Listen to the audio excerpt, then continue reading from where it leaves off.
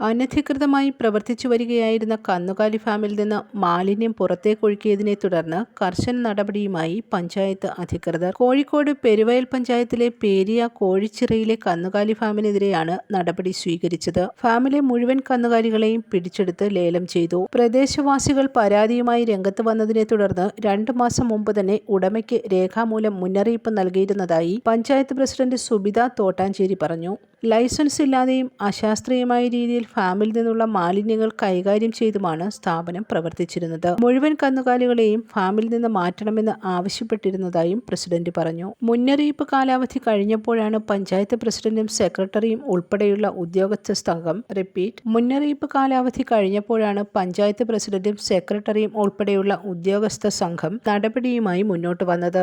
6 പശുക്കളും 4 കിടാരികളും 6 പോത്തുകളുമാണ് ഫാമിലുണ്ടായിരുന്നത്.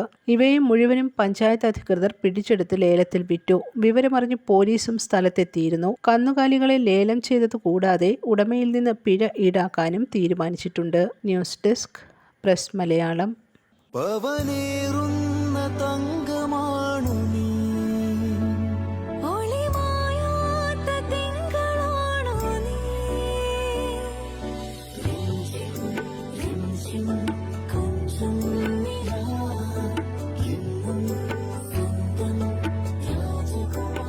Be a Rajakumari. Rajakumari Gold and Diamonds. The trust of Travancore.